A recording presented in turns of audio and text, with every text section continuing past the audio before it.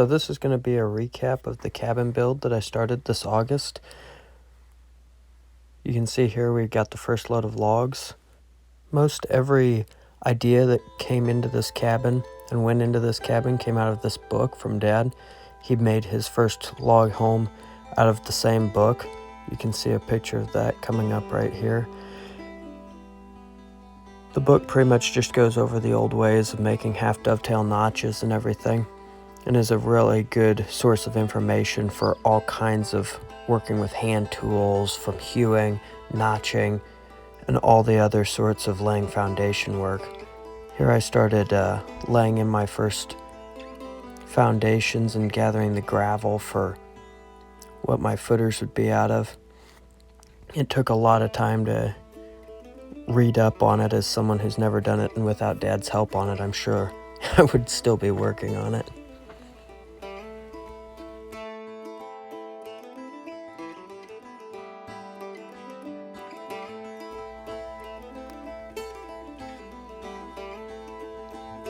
We decided to go with a half dovetail notch, the same as Dad had used on his cabin.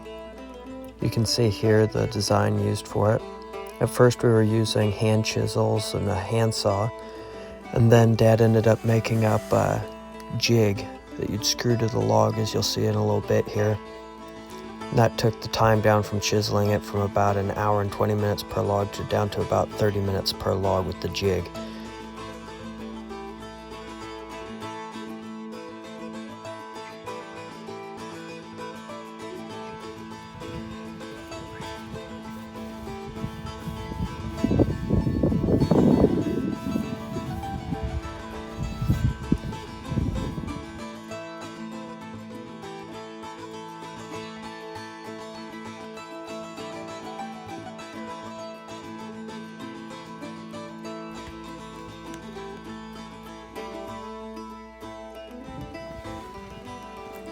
Here you can see I'm putting in my first ledger board.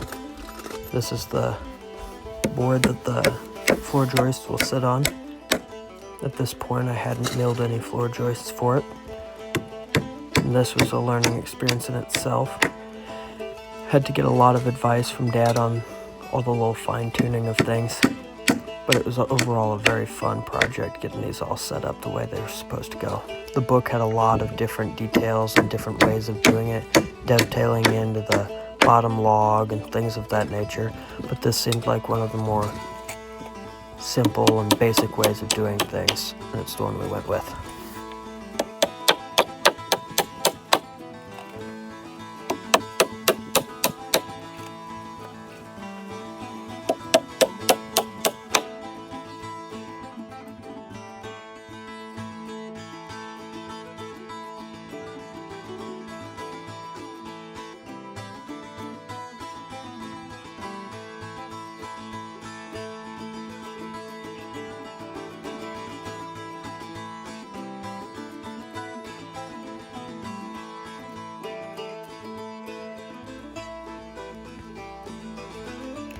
This was the first log I cut my first batch of floor joists out of. Cut 2x6s out of it, and I think I got 14 floor joists out of it total. Some of these logs were pretty dang heavy to work with, especially the bigger ones that ended up having to be cut at 15 foot 4 inches to be a good stout wall log. You gotta be careful to get everything all squared up on your log before you run the mill through it.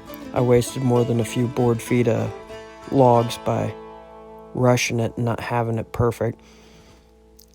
You can see it takes me a good bit of work to get that log rolled over by myself over and over again to get it just right. But if you don't do it, you'll end up wasting half of your log. This one here, once you get 3 sides squared off though, it starts to go pretty dang fast. And the more you do it, the better you get at it. This was my first one, and I ended up cutting that log in half there so that it wasn't as cumbersome to turn over a few times, and then I'd just take that other half when I was done, stand it back up in place, and start milling down it and getting the 2x6s out of it. When it was all said and done, I had 14 there, and that was enough for one crib altogether. Then I started cutting them all by hand because I didn't have power out there, and that seemed like the quickest and easiest way to do it, instead of taking them all back up to the shop. In hindsight, I probably should have taken them to the shop, saved myself a lot of sweat.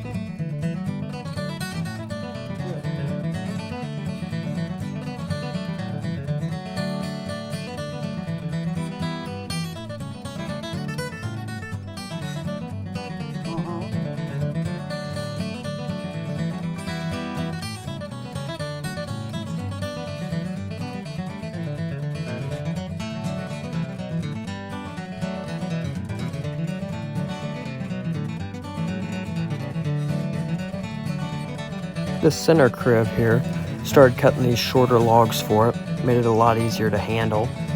This one here, there was definitely a learning curve. I ended up replacing that smaller log after I got this notch cut.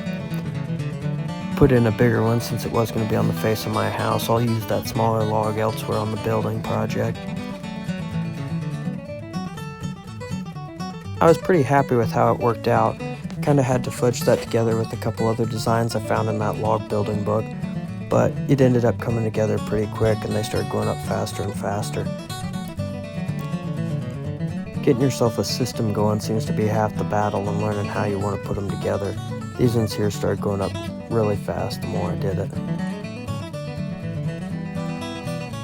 Here you can really see that jig that me and Dad ended up making.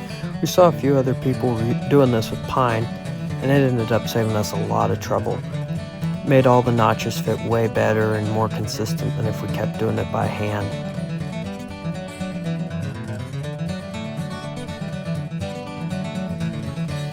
And at this point in the job, dove season was in full swing, so it was good to keep a shotgun on hand.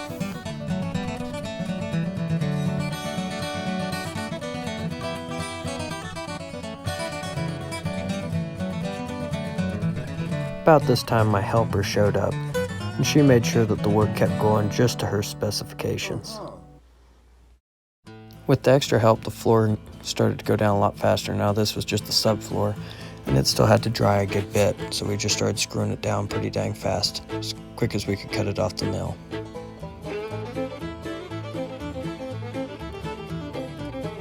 And it's never a bad time for target practice.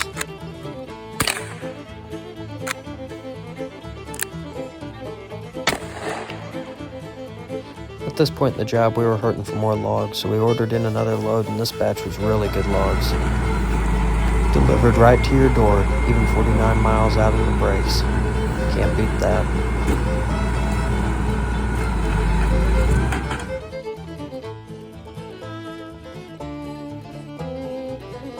After wrestling these logs around by yourself for over a month, it was pretty dang handy having another person on hand, full time.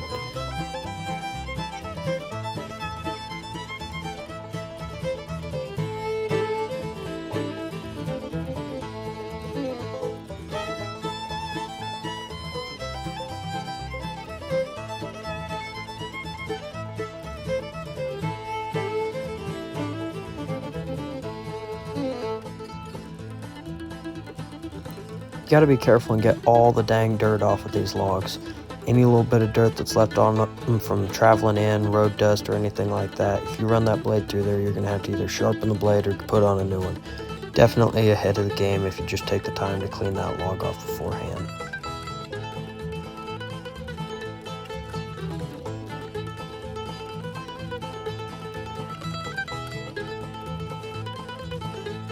I can't believe this little Poulan is still running on this job, but it's been a lifesaver so far. Hopefully it finishes the job too.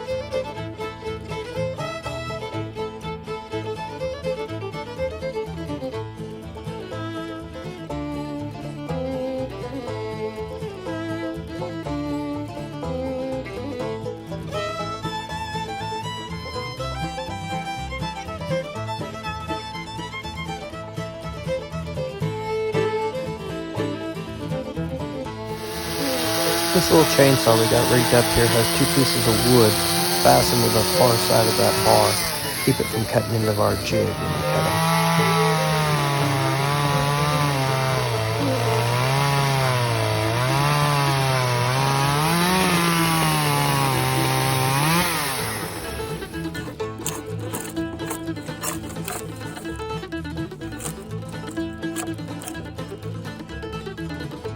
Just because you have a jig on, though, doesn't mean that all your cuts will be perfect. If you don't get that jig just square, you'll end up having to have somebody chisel out that notch a little bit and make it fit right. But it will fit.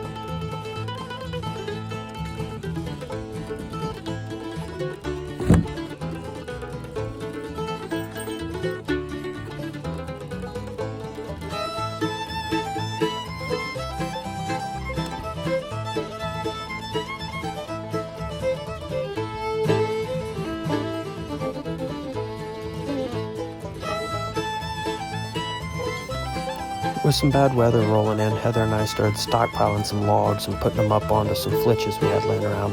Keep them up out of the mud so we could still cut during the bad weather. Can't drag logs through the mud or your mill is going to be shot.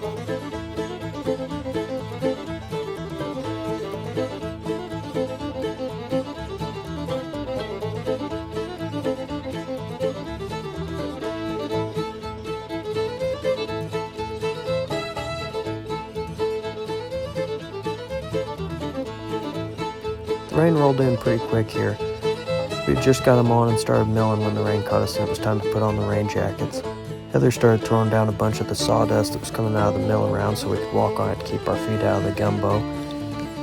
From then, it was just a matter of not letting those wet logs slip around and slide off the mill for us. But overall, it kept working pretty well, even with the rain.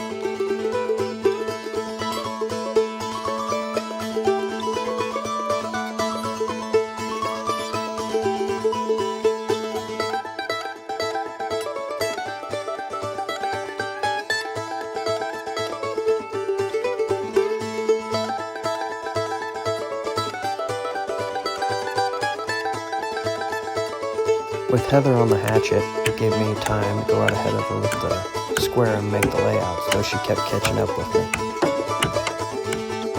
Here we're cutting up some more floor joists here, 2x6s.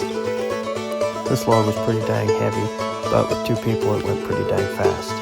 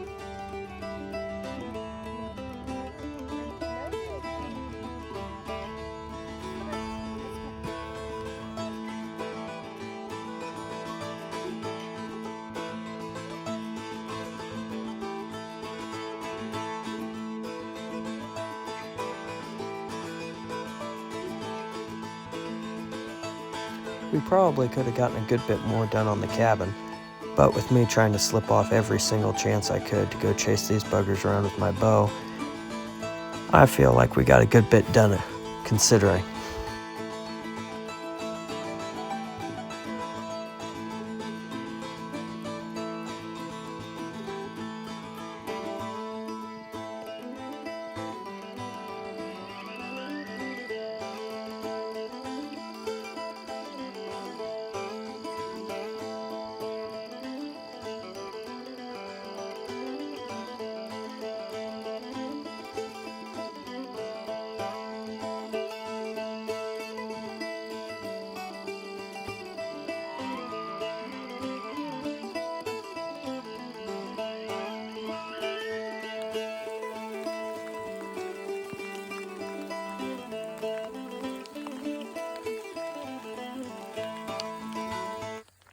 Yeah, are you pushing? Trying to clear some room. Yeah, I don't think there's any way in heck we're gonna get this removed.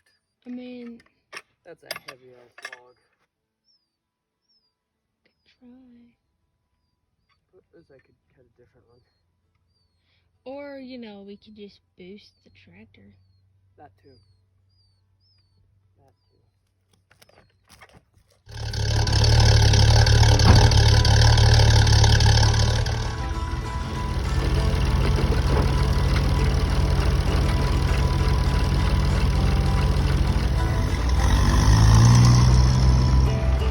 At this point in the job, we were trying to get as much done as we possibly could in the time that we had. Heather was going to have to go back up north, and I was going to have to go back into hunting camp for 4 weeks. And there was snow on the horizon, so we were in a pretty good push at this point.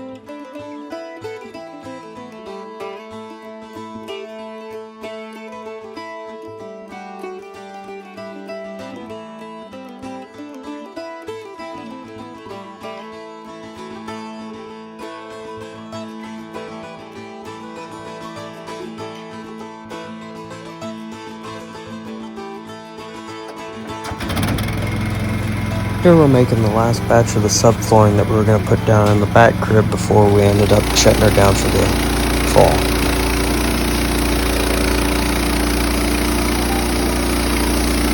This one log here ended up giving us out a bunch of boards, and we didn't hardly end up needing to cut many more for the job.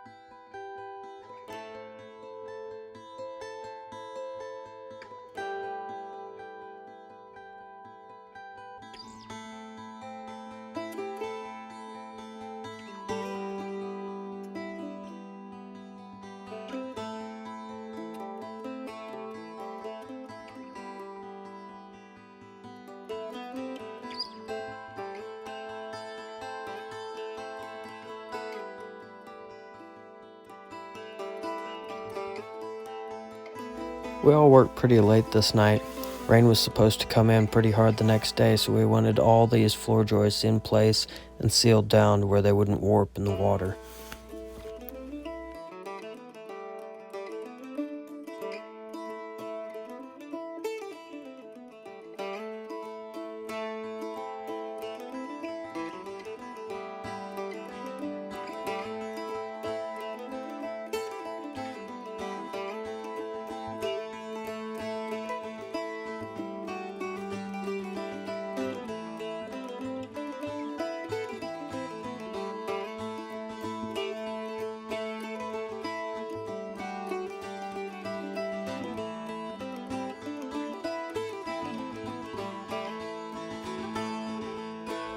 At least our friends were having some success in the elk woods.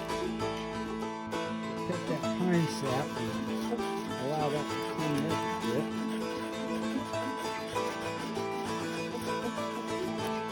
There.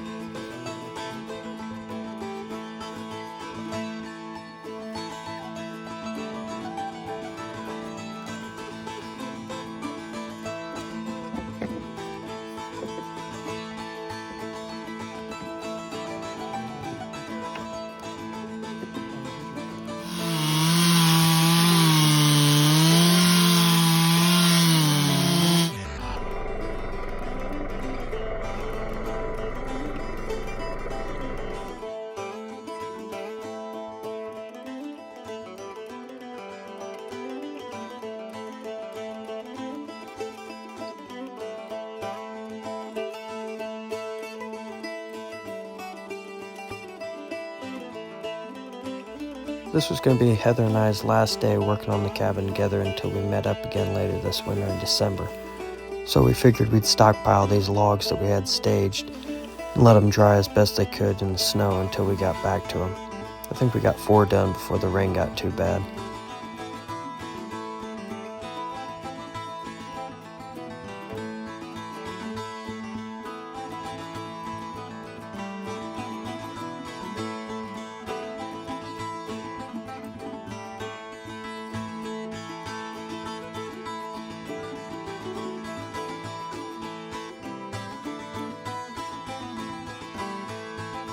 Overall, this project this summer and into this fall has been such a good learning experience. Dad may have been talking about making a cabin together since as long as I could remember, and it's been so good to have him able to teach me what he knows in such a wonderful setting. And to have Heather come out and help me with this has just made it all the better.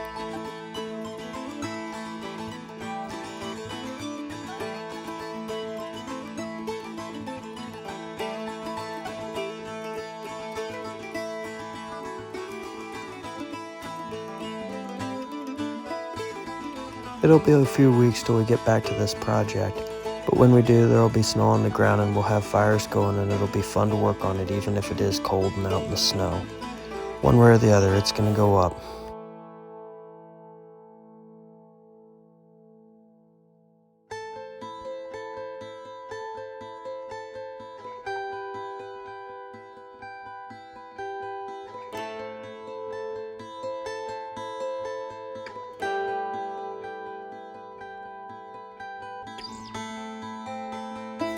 Now today we got it all sealed up as best we can and cleaned up the job site for a few weeks. And we got our first snowfly just this evening.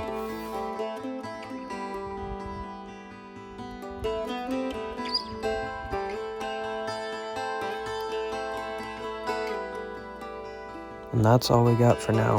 Thank you all for watching, and hopefully we'll have the rest of this cabin up soon and have a video up to see how it turns out. Have a nice night.